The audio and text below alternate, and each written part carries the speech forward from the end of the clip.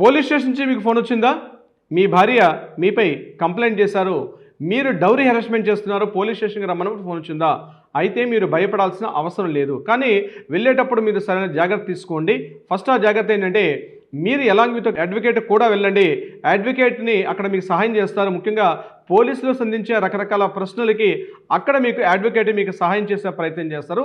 ఇది number 1. Number 2 గుర్తుపెట్టుకోండి, అసలు 498A అంటే ఏమిటి, లేదా 85 BNSS అంటే ఏంటి అంటే, మీ మీద వరకట్న వేధింపులు కానీ, క్రూయల్టీ కానీ ఇట్లాంటివి చేసేటప్పుడు పోలీసులు మీ మీద వేసే ఎఫ్ఐఆర్నే 498A అంటారు, లేకపోతే దాన్ని 85 BNSS అని కూడా అంటారు. సో ఇప్పుడు నేను చెప్పే 3 స్టెప్పులు మిమ్మల్ని 498A నుంచి రక్షించే ప్రయత్నం చేస్తాయి. ఫస్ట్ పాయింట్ నెంబర్ గుర్తుపెట్టుకోండి, పోలీసులు 498 ఎఫ్ఐఆర్ పెడితే మిమ్మల్ని అరెస్ట్ చేస్తారా? ఇది ఫస్ట్ చాలా మందికి వచ్చే డౌట్. గుర్తుపెట్టుకోండి, చాలా సందర్భాల్లో సుప్రీంకోర్టు ఇచ్చినటువంటి కేసు వివరాలు ఏంటంటే, పోలీసులు ఈ 498 లేదా 85 BNSS పెట్టేటప్పుడు మిమ్మల్ని అరెస్ట్ చేసే విషయం చాలా తక్కువ పరిస్థితిలో ఉంటుంది.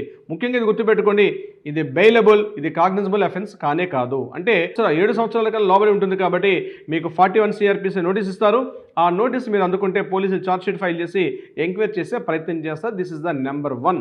అయితే మీకు ఒక అడ్వకేట్ తప్పనిసరిగా ఉండాలి. మీ మీద పోలీస్ స్టేషన్లో ఎఫ్ఐఆర్ కంప్లైంట్ నమోదైందనగానే ఇమ్మీడియట్గా ఒక అడ్వకేట్ని సంప్రదించండి, తప్పనిసరిగా మీకు సహాయం చేస్తారు. Number 2, anticipatory bail. మిమ్మల్ని అరెస్ట్ చేసే విధంగా పరిస్థితులు మారుతున్నాయి అనుకుంటే మీరు ఇమ్మీడియట్గా సెషన్స్ కోర్టులో కానీ, డిస్ట్రిక్ట్ కోర్టులో కానీ, లేదా ఇమ్మీడియట్గా మీరు దీనిపైన యాంటిసిపేటరీ బెయిల్ కలిసి ముందస్తు బెయిల్ కోసం చెప్పి మీరు ప్రయత్నించవచ్చు. తప్పనిసరిగా బెయిల్ వచ్చే అవకాశాలు కూడా ఉంటాయి.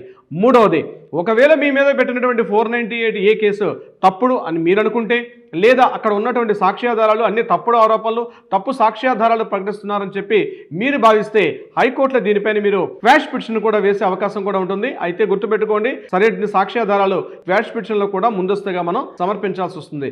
ఈ 3 స్టెప్స్ కూడా మిమ్మల్ని 498A కేసు నుంచి రక్షించే ప్రయత్నం చేస్తాయి. సో ఫైనల్గా గుర్తుపెట్టుకోండి, ఈ కేసులు అన్నవి ఏవైతే ఉంటాయో 498 కేసుల మీద రకరకాల అనుమానాలు, రకరకాల సందేహాలు, రకరకాల డౌట్స్ కూడా వస్తూ ఉంటాయి. దీనికి సంబంధించి మీకు ఏదైనా అనుమానాలు, ఏమైనా సందేహాలు కావాలంటే, సూచనలు కావాలంటే కింద స్క్రోల్ అవుతుంది నెంబర్ని కాంటాక్ట్ చేయండి.